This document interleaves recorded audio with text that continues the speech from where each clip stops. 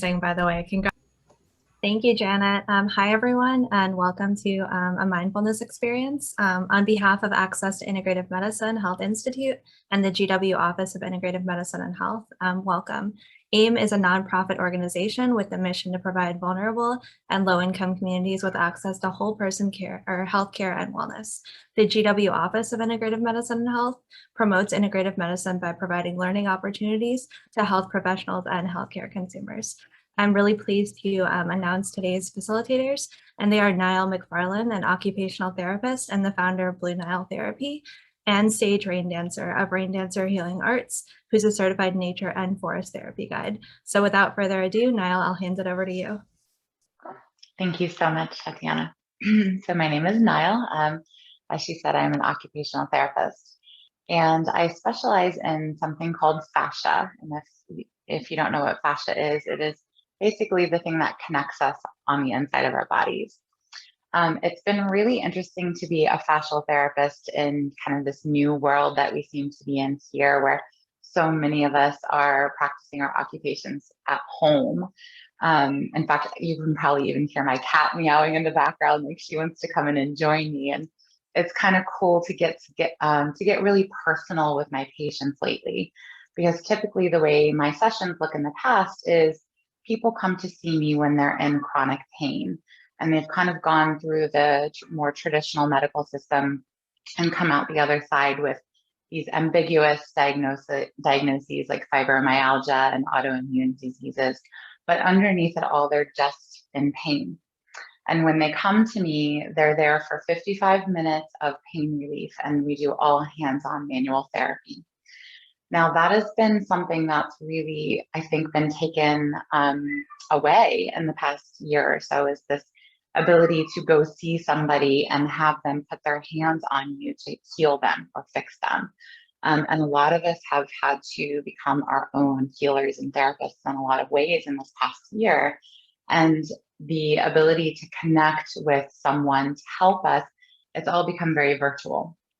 So as a result, I've been treating a lot more computer-related strain and injuries than ever before. So I've been a manual occupational therapist for over a decade, and I would have to say I'm treating more chronic neck pain and shoulder pain and migraines in this past year than I have even from, I would say, even from back when the iPhone was invented, and which, you know, I'm not actually that old. The iPhone is not that old either. I think it came out in something like 2007. So when we ended up with those mobile devices that were basically walking computers, we started to see a lot more what we referred to as tech neck, which really is just computer related strain, or CRS. What computer related strain is it's when the front of the body, the sternocleidomastoid, this V-shaped muscle in the front here, ends up having to become a weight-bearing muscle. And that muscle is not designed to take the weight of your head. It's designed to turn the head. So now over time, we end up creating this forward neck posture. And in order to compensate for the weakness in the sternocleidomastoid, the back of the neck will start to thicken. And that thickening of the tissue in the back of the neck will then start to close down the fascia, or the connective tissue in surrounding structures in through the arms. And then next thing you know, you have tingling and numbness in the digits. And that's carpal tunnel, what we refer to as carpal tunnel. Now, really, I'm a very holistic therapist. So these are all just words to me. The labels, the words, the diagnoses, they're really great for validating what we're all experiencing. But at the end of the day, what we are experiencing is a change in our posture that our bodies are not naturally designed to support. And our bodies are very intelligently designed to keep us as functional as possible. But we're at a point, I think, where we really need help. And that's where I come in. I'm really interested in reaching therapists and doctors who have had to convert their practice to a more telehealth environment when they're not used to doing so. People who do have desk jobs, they already know all the things, right? They have all the tools, they know the proper posture. They probably had an ergonomic assessment at work, but this is we're in an age where people who have not gotten used to that way of that type of occupation, so to speak, they're now being forced to work in a way that's not natural for them. And honestly, even individuals who are used to working at a computer, they're used to doing so in a different setting. And that's what's been so interesting in this past year. I think the reason I'm seeing so many more of these strain patterns is not just because we have people who are used to being out in the field now sitting behind desks. I think it's also because people who are used to sitting at desks are doing so in an unnatural habitat. Working from home is not natural. It may be easier in a lot of ways, but it's not natural for our nervous systems. Our nervous systems are used to getting external cues as to when we should get up and move, and we don't have those anymore. So that's what I want to talk about today. And that's what I'm here to teach you to do, is to start to build a natural movement into your, what is now your new normal and could be your new normal going forward. You know, we don't know, even if we reach a point where you can go back to working in the office, we don't know if that's necessarily going to be the case for everyone. And now that doctors know that they don't have to see as many patients in office, we're going to be doing a lot more telehealth. So the tips that I'm going to give you now, I think, are incredibly valuable moving forward in this new age of sitting behind a screen in your home. Okay. So the first tip I want to give you, I think, is a general tip that could really save that tech neck, the neck and the body in general, which is try to sit closer to the screen. All right. And the reason for that, it may not be great for your eyes, but it's really good for your body. When we sit with the screen closer to us, it forces us to sit back in our center, or I like to call it the divine line, but that's just how I roll. But it's the center in which you operate from, and you operate best from. When you're at your center, you have more access to more of you. So move the screen closer to you. If you have a laptop, if you're mobile and you're working on a laptop, you want to tilt the screen of the laptop back a little bit and move the entire laptop closer to you. So the keyboard will be right here, right up against your body, and the screen will be tilted back so that you'll be able to kind of look at it more close up without having to look down so much. At the end of the day, a laptop is not the best arrangement. It is better to get a detachable keyboard and have the laptop up higher so that you can be parallel to it. But if that's not an option, the best option is to tilt the screen. The other thing that, the other biggest habit that I see people do that is not conducive to good body mechanics is they don't sit with their feet on the floor. Now, I'm saying that as I'm currently sitting cross-legged, but I'm also not interacting with the screen, you know, in a prolonged period of time. So if you're sitting at your desk and you're typing, and if you're doing so right now, I invite you to put both feet flat on the floor and just feel how that shifts things in your pelvis. And when your pelvis is even and aligned, thank you. I watched some of you do that. That's great. As your pelvis is more aligned, your entire body will stack up differently on your base of support.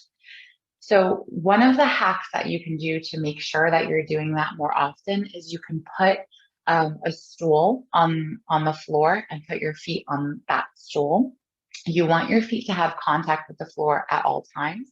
If the height of the seat is too high, get a stool if you can't lower the seat.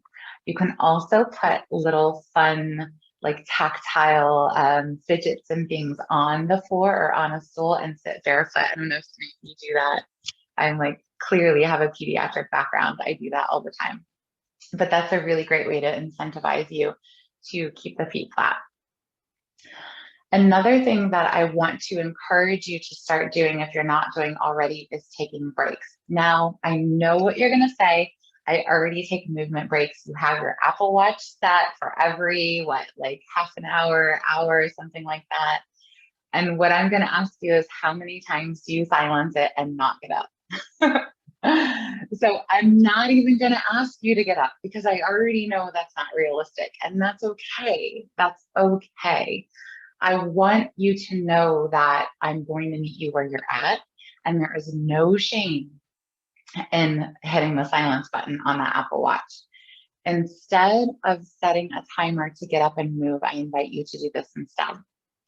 I invite you to set a reminder directly on your screen of the computer or laptop that you're working on.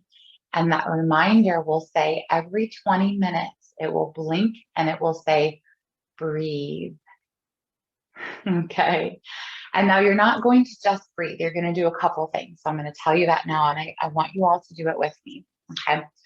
So feet flat on the floor.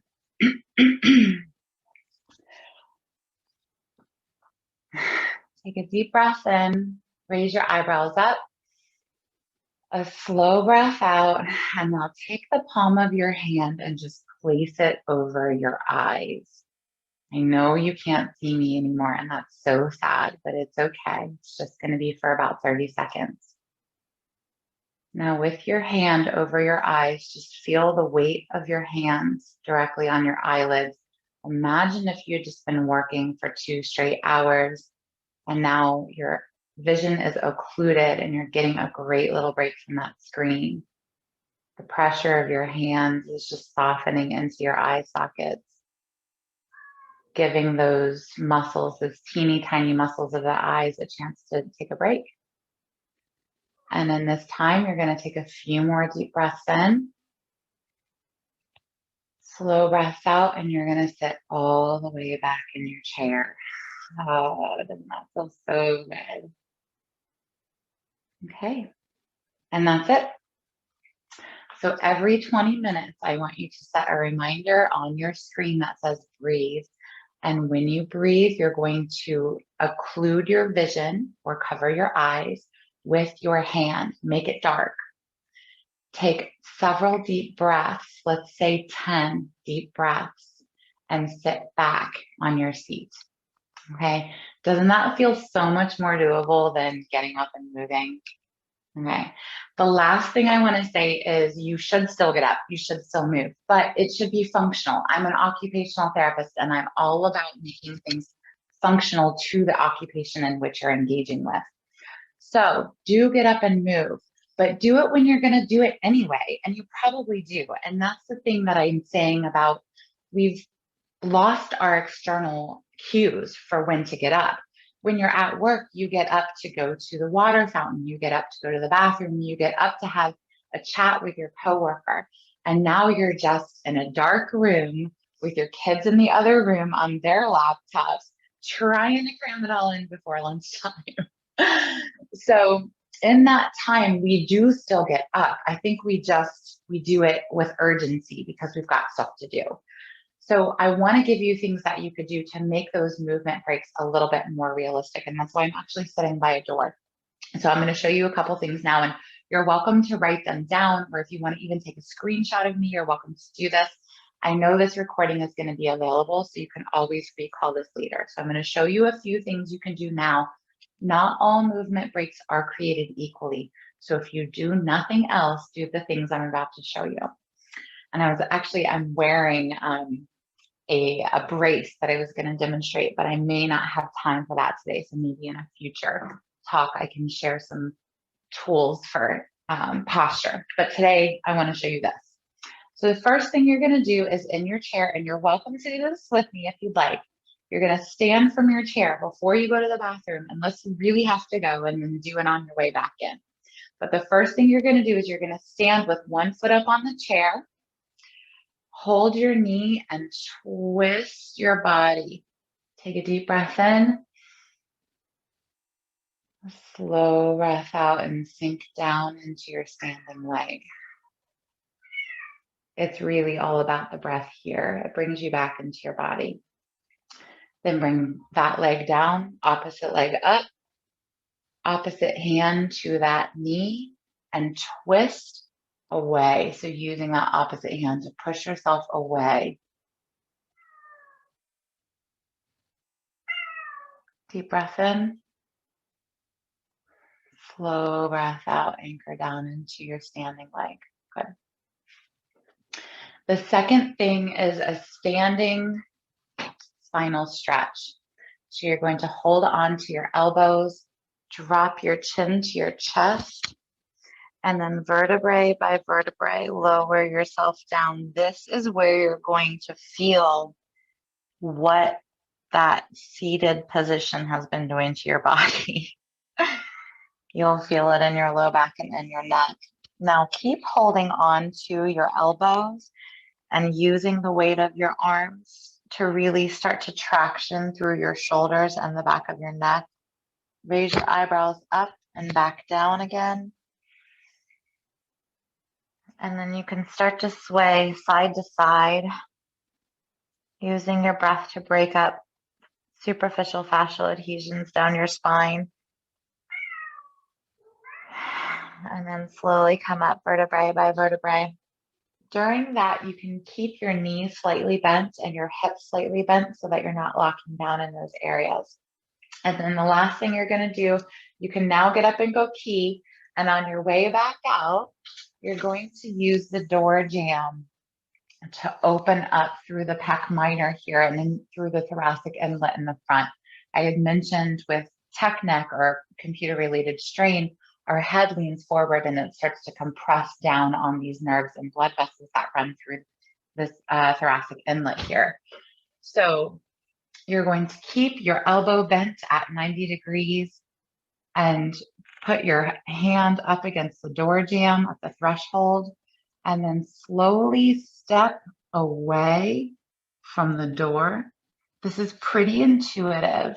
With the ankle of your arm, you're going to bring it down and feel what feels good. If that doesn't feel good, bring it up a little bit or bring it right about midline at 90 degrees. But give yourself permission to play with the angle of the arm and then lean forward. Take a deep breath in, raise your eyebrows up. A slow breath out and anchor your awareness down into your feet. Stay here as long as feels good. There's really no time limit unless you set one. And then you'll come to the other side and do the same thing on the other side of the door jamb. If you have a door with an opening on both ends, you could do both and just lean back and get a full fascial stretch at the same time. I will say the thing that most people get stuck with is that they have trouble letting go. And I know Sage is going to help with that next, and I'm really looking forward to that. But at the end of the day, if you're really struggling with being stuck in your head and trying to rush back to what you're doing, do this. Take a deep breath, raise your eyebrows up, and a slow breath out, and anchor your awareness down into your feet. That will bring you back to yourself over and over again so that you're not trying to jump to the next thing. Okay? So that's my share for today. Hopefully I'll get a chance to share some tools for proper posture when you are at your desk for a while in a future session. But if you have any questions for me or you need to reach out to me for any reason, you can connect with me at blueniletherapy.com. It's spelled Nyle, like my name. So blueniletherapy.com. You can request a consult and we can talk about this. I also do ergonomic assessments through telehealth where I can assess your work situation. And then I'll give you a ton of tips for how to set up your environment at home. I just didn't want to focus on that today because I wanted to hit on things that I think people just don't talk about that are super needed right now. So that was my focus. But please do reach out to me if you need a little bit more guidance with your home setup. Thanks so much. Nyle, I'm sure we have questions. This was so good. I have personal questions. Sorry, I'm just going to jump in and ask. So I just recently set up myself a standing desk. What do you think the alteration, and also I'm seriously considering putting the small treadmill to walk. pros, cons, should we do a little bit of all of those? My wife seems to think that standing is not necessarily the best. I tend to think that for me, best to just keep going up and down all the time pretty frequently, but just wondering what your thoughts on this. Yeah, well, as usual, your wife is right. I'm just kidding. So I do hear what about the standing desk a lot. And about 5 to 10 years ago, the standing desk came onto the scene and it was like the hottest thing. But it's not a one size fits all solution. It's really only addressing the thing that I said, which is that people get so into their work, they're disembodied. They're not in their body anymore.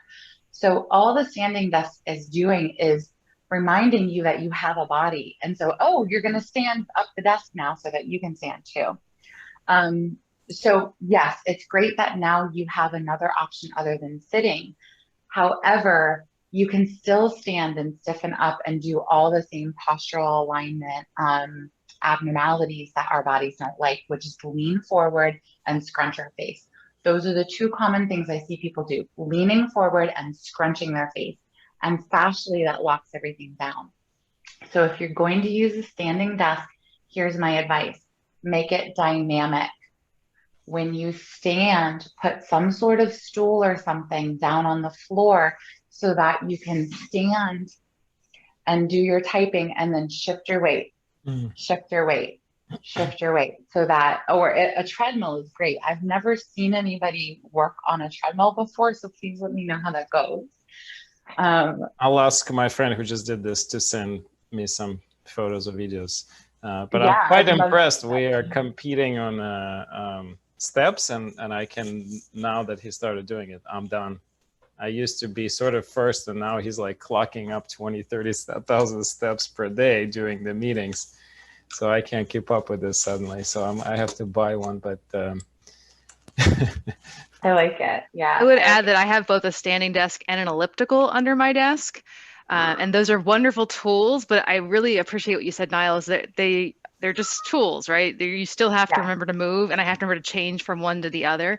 Though I do find that standing is helpful because I get tired and I'll switch from leg to leg, and then I'll sit down and I'll stand up. And so I am getting movement, but you still have, ultimately, it's about remembering to move. Ultimately, it's about remembering to move, and the reason is because it brings you back into your body. And I saw a question of, are there any postural hacks to help with tech neck? There are, but if your body doesn't know what it feels like to properly recruit the right muscle groups, no amount of modifications are going to matter. At the end of the day, the most important thing, and I'm actually creating a program around this, it's a 8-week program to help people with therapeutic exercise and breaking down postural patterns, because we've forgotten what muscles we need to be recruiting to be functional, because we are, a modern society. And so our bodies are not equipped to sit for long periods of time. So we've lost access to core strength and latissimus dorsi. So the muscles that we need to be working on are latissimus dorsi in the back, right? Core strength in the front, and quads for lunging and strengthening. And we just don't have access to those anymore. So our go-to is this. It's to sit forward like this, right? And the smaller muscles are super unhappy, and the tissue has to get very thickened to compensate for that. So, strip it down to its most basic and really just go back to therapeutic exercise. What I tell my patients is every single morning before you sit down on the screen, do an embodiment practice. And I teach several, but some of my favorites that are most well-known are yoga, Tai Chi, Qigong. So slow movement patterns that allow for the energy of the body and the physical body itself to be one. Okay. And then sit in front of your screen and see how different your interactions are. And honestly, I'm not really, like I said, I'm not as worried about people who have desk jobs as I am about therapists and doctors who are not used to this lifestyle. And they're having to interact with people on the other end and watch their behaviors and read their cues. So they are sitting way forward, and they can't ride an elliptical while they're doing that. So I want to teach them how to be more embodied and what that feels like, so that they can be in their body and meet the person on the other end of the screen who's also in their body.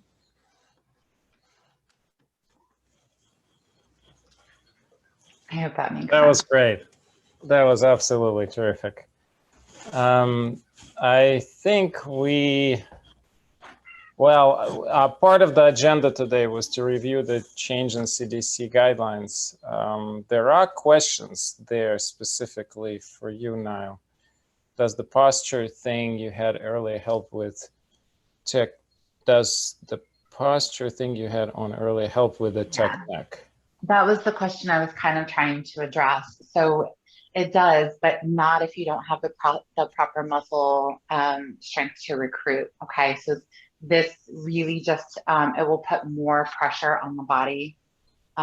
This is called a true WEO, and it's shaped like a figure 8, and you wear it like a backpack. And I do recommend this to my patients who have a lot of strain in the front here. We'll take the straps and pull them, and they pull your shoulders into shoulder retraction, pulling, kind of popping your chest out. It feels amazing. But if over time, if you don't have the body, if the body is not also working with the device, you'll go back to default, and then you'll just end up putting more pressure on an already pressurized system. So it has to be both. There's never never a modification that can accommodate for what the body's not able to do. The body has to be functional for these things to work. I also have, I don't know if you've ever seen one of these on the ads. It's a little buzzer that sits on the back here. Has anyone ever seen these? And it buzzes to get you to sit upright. I got one because I wanted to try it to see if I wanted to recommend it to my patients, because it's the least invasive. And it's so interesting. So it just sits right back here, and you turn it on and it calibrates to you. And if you lean forward, it goes, and it just, I'll have it on and it'll be buzzing and buzzing and buzzing and buzzing, because I can't get my body to do what it wants me to do, because I'm focused on the person on the other end of the screen. And I'm like, I'm in a meeting, leave me alone, So yeah, at the end of the day, these tools are really only one of several. It's always a holistic approach. So you can reach out to me for that also. I'm happy to work with you about developing some sort of program to release the tension in your body. That's what I specialize in, is chronic pain. Releasing that, teaching you how to strengthen and rebuild the body from a more posturally aligned place. So I think you need both. If you're going to go for this blunting, you need somebody who can also work with you body-wise. This is great. So I'm very cognizant of time. I actually feel that what Nyle said was way more important than new CDC guidelines.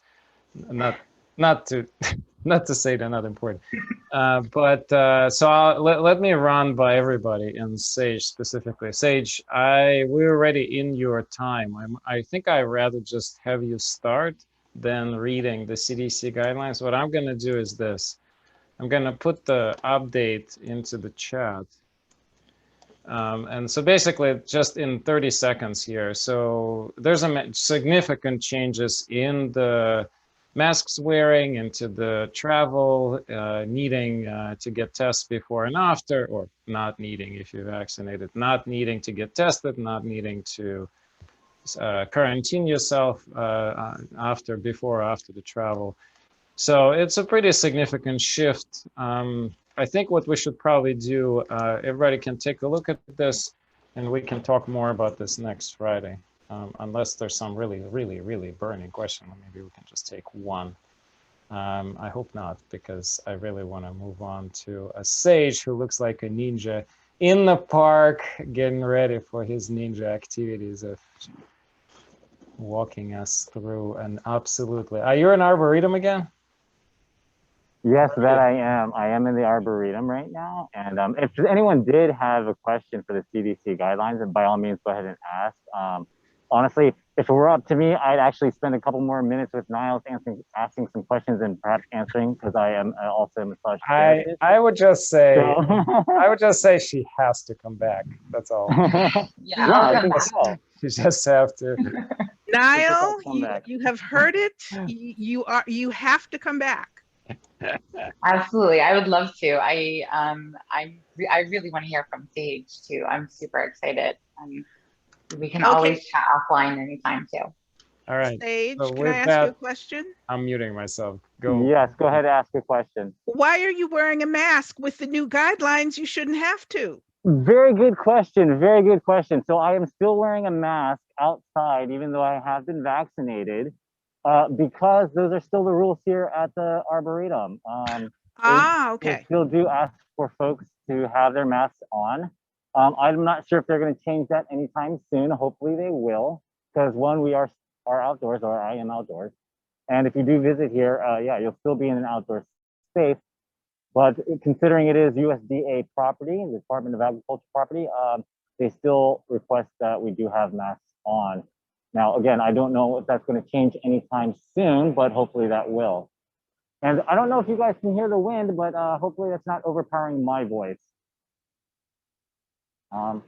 But with that said, let's go ahead and get into some forest bathing, shall we? And for those who are joining us for the first time and have never been forest bathing, just think about forest bathing as a way to connect to nature, to reconnect to nature, by using our senses and tapping into nature in perhaps a way that we haven't before. And the first thing that we'll do is what we call our pleasure of presence.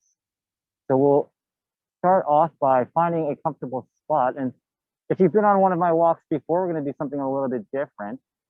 But go ahead and find yourself in a comfortable spot. So whether you're sitting or maybe if you want to stand, go ahead and do that. Either way is fine.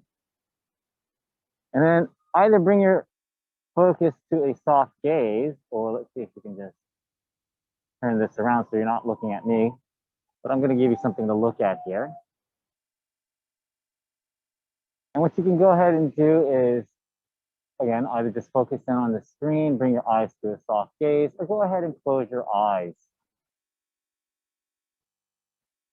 And go ahead and take a nice, gentle, deep breath. And when you're ready, just gently exhale. And again, nice, gentle, deep breath. Again, gently exhaling.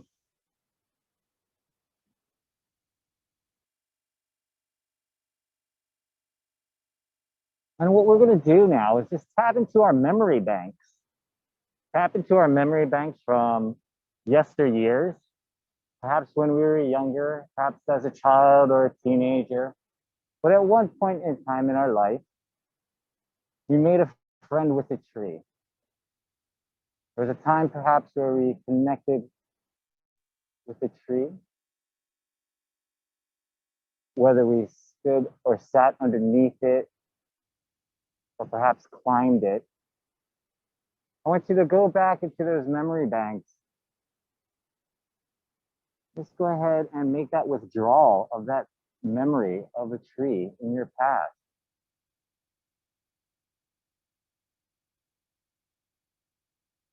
And as you are recalling this tree,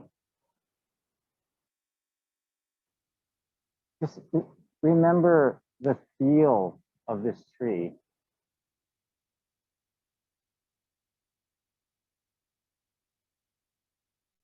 I wonder if you can recall the texture of this bark.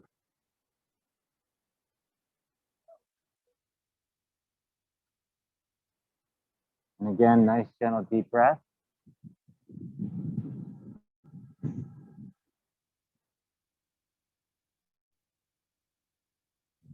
And as you are sitting there or standing there next to your friend at the tree, your hands feeling its bark. I wonder if you can recall the scent of this tree.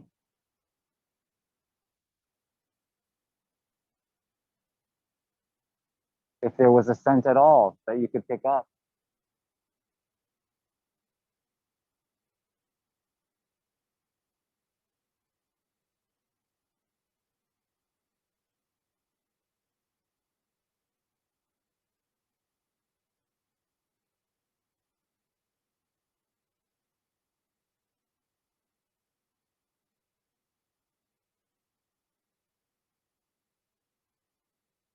And again, nice, gentle, deep breath.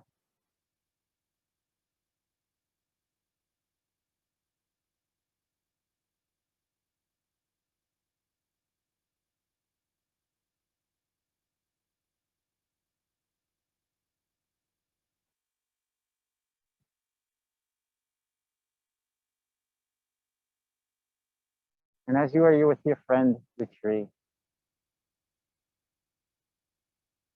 I wonder if you can hear the sound of its leaves and its branches swaying, perhaps being caught by the wind or the breeze.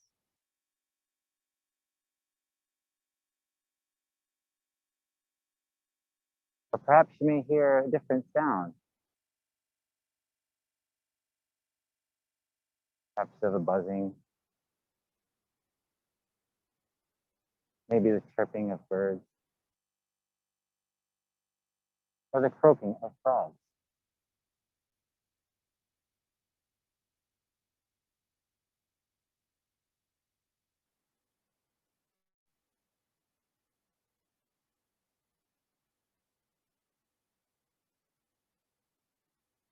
Again, nice, gentle, deep breath.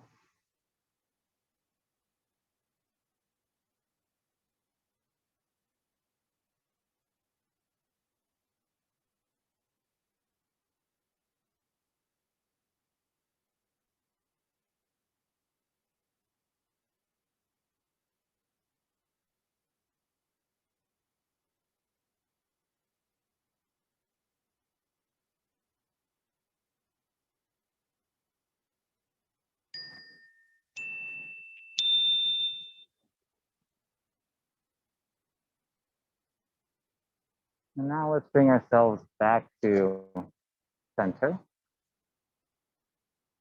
And we're going to do a little bit of sharing. And if you haven't been with me before, we're going to share with what we call, or what I call, a chatterfall. Kind of like a waterfall, but a chatterfall. So what you will do is go ahead and then enter in 1 or 2 words how you're feeling into the chat box, but do not hit send just yet. Please do not hit send just yet. You'll wait for me to give you the go ahead and hit that send button, and everyone will send it all at once, and I will try to read it as best as I can as it scrolls through the screen. And as I am reading from the screen, I am automatically sitting on my sit bones, aligning my spine so it isn't censored. Otherwise, Nyle may say something later on. So I'm going to give you a few moments to jot down that 1 or 2 words onto the chat. And in a moment, countdown of send, I'll give you the countdown of 3, 2, 1. And then when I say send, go ahead and send it, and I'll read those words. So on 3, 2, 1, send. Deeply relaxed, soft, taller, calmer, safe.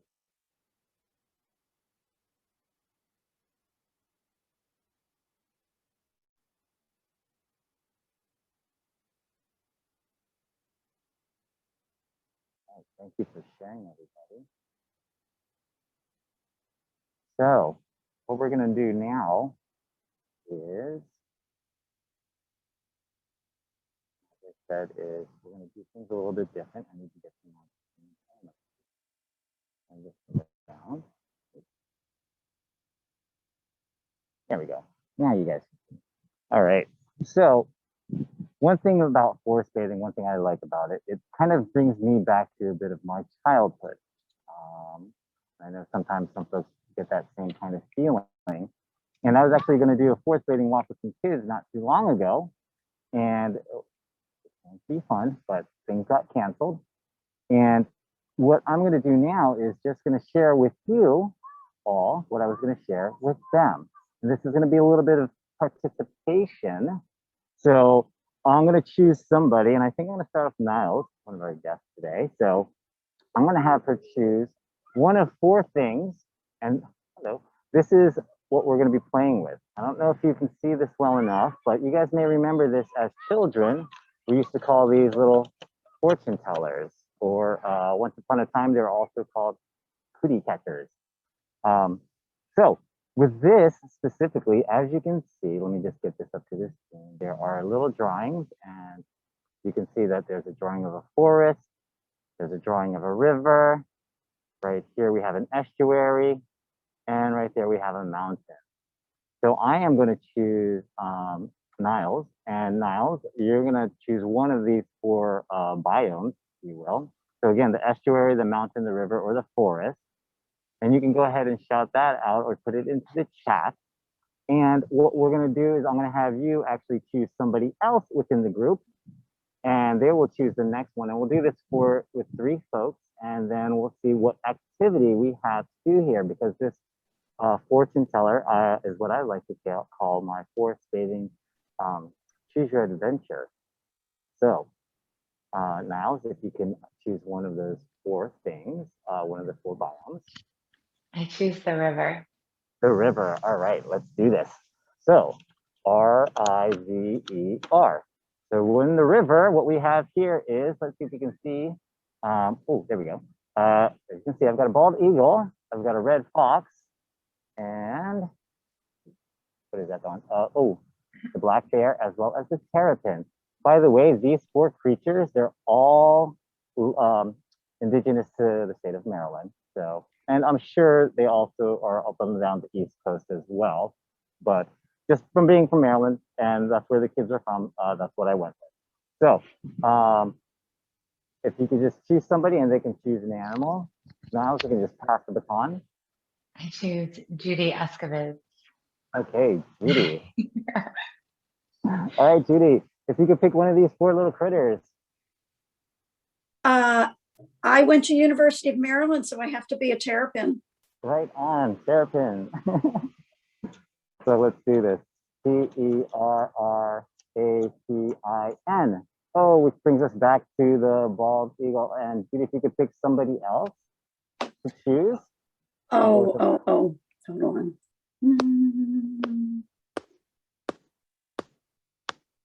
I'm going to choose Monica Stassen. Okay, Monica, you can choose one of these 4 little critters. I'll choose the bear, please. The bear. All right. So we're going to go with B-L-A-C-K-T-E-A-R. Ooh. And now if you could just choose one other person to pick the final one, and we'll see what our activity is, our action. So what we've got here is a blue crab, a red-tailed hawk, an otter, and a flying squirrel. I choose Dr. Kogan. All right, Dr. Kogan. What do we have? Unfortunately, there's no bear, so I have to go with the hawk. With the hawk. Okay, so we've got our red-tailed hawk, R-E-D-T-A-I-L-E-D-H-A-W-K. All right. And if you could choose one more person to make that final selection, and we'll see what we have to do. All right, let's go with Christy Smith. All right, Krista Smith. You can choose one animal to reveal what our activity is.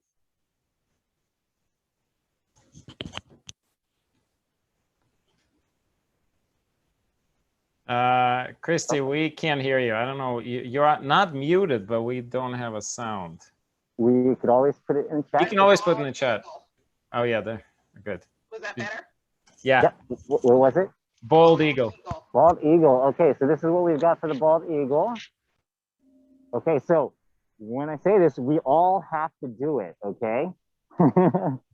Well, I mean, I'll say we all have to do it. There's no way I will know if any of you all will do it or not, but I will take your word. So it says, howl, bark, or caw. So I am going to go ahead and howl.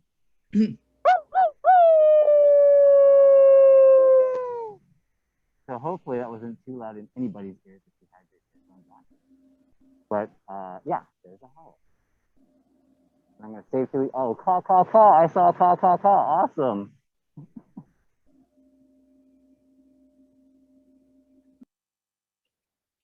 All right. So thank you all for participating in that. And as I said, this is something for, dare I say, young adults, kids. Arr. Is that a pirate? But this is something, if you've ever made one of these before and you have small people in your lives, you can definitely have them join and do something like this. It definitely gets them involved in being outdoors and in nature. So, oh, a howl that set off the beagle. Oh, awesome. I'm glad the beagle was participating in that. I do like that. So let us move on to this. We're going to do another invitation, and this invitation is called What's in Motion. So what we're going to do is, or rather what I'm going to do is go for a little walk, and we will see and observe what is in motion. And we are going to migrate through the azalea gardens. Before we do that, I'm just going to give you a little show of visual of what I've been sitting next to, this little pond. And I've been sitting here for quite some time, and one of the things that I don't hear them anymore, but the frogs were here and they did get a little bit closer to me. So something to keep in mind is when you are sitting down outside, if you sit somewhere for at least 20 minutes, and if you go to that same spot at least 3 to 4 times a week, and you do that for more than 2 seasons, I guarantee you that you will see how the wildlife reacts to you. Because they'll get used to you. They'll get used to you seeing you. They'll get used to hearing you. They'll get used to your scent. And with all of that, they'll be able to recognize you. They may not come up close to you, but they definitely will come closer than they would have if you just randomly sit down. So let's go through the stroll through the gardens here. And we're just going to observe what's in motion.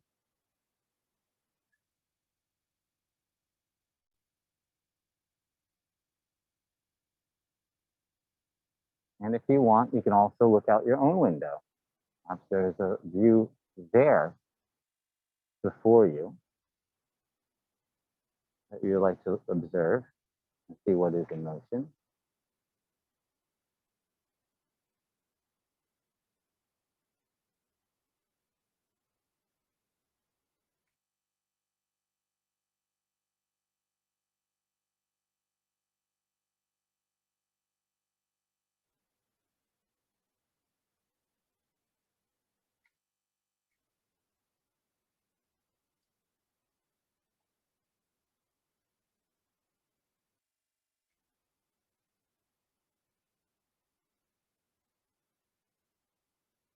And one day when our technology gets to the point of where you can smell things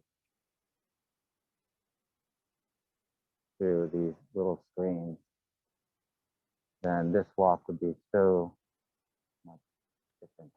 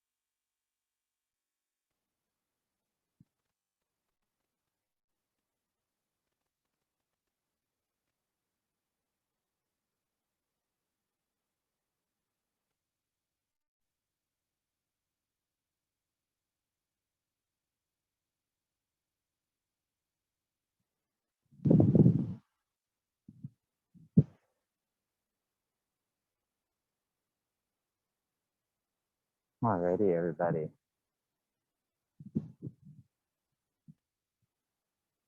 So I'm just going to make my way to this tree here. We're going to spend the last few minutes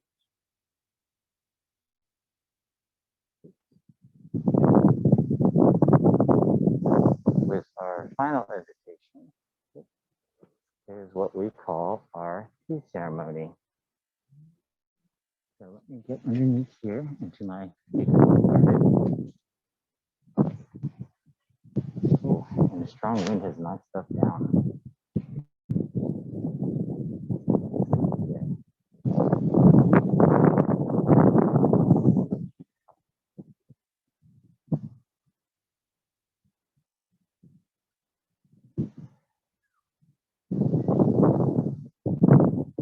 And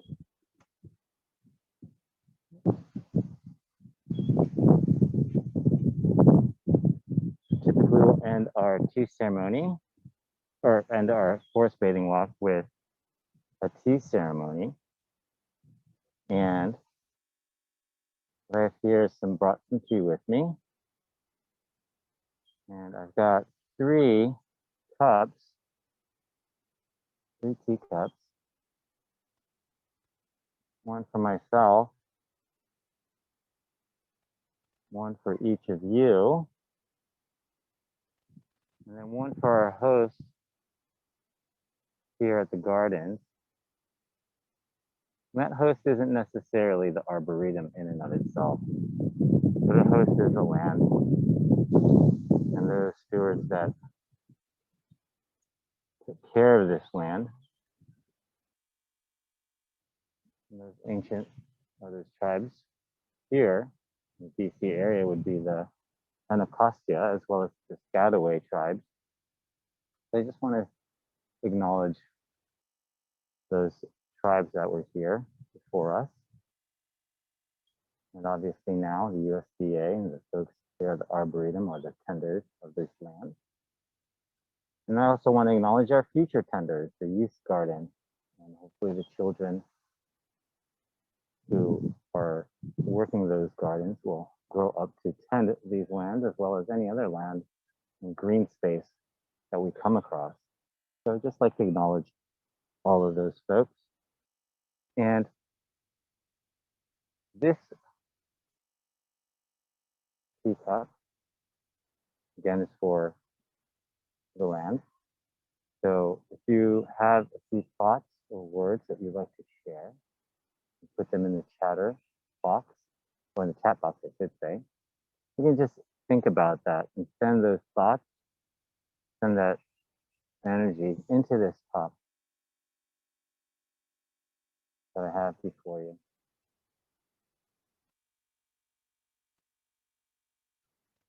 Let's take a moment.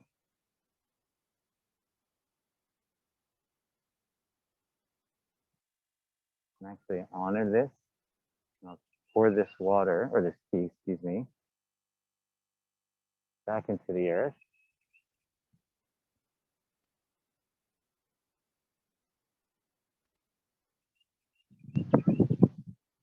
And this teacup, the one that's for each of you for joining us today. I would say thank you for being here with us. And I'll pour this also into the earth for each of you.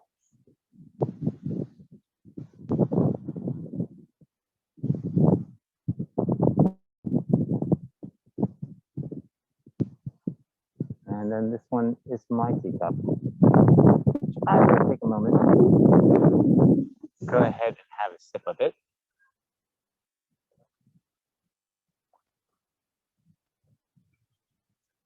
And I would like to personally just close this forest bathing walk with a little bit of sound therapy.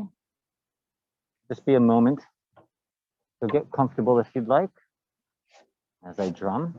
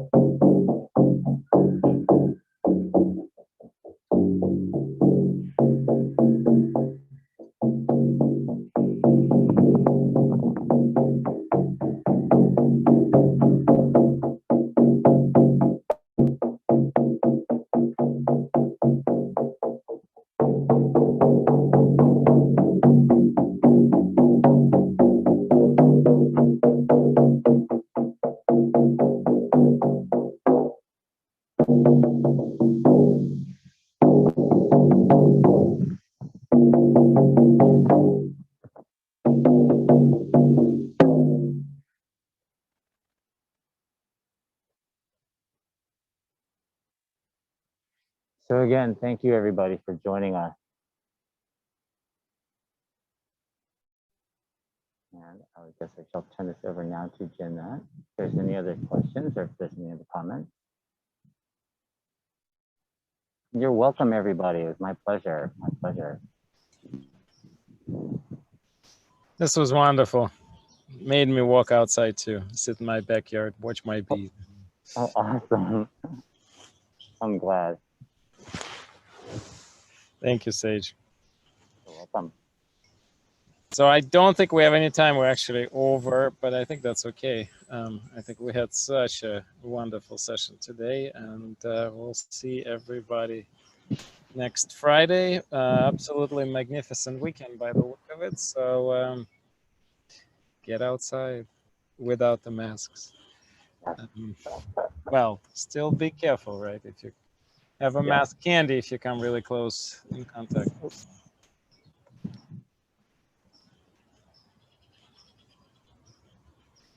Bye, everybody. Thank Bye, you. everybody. Bye. Bye. Thank you, Sage.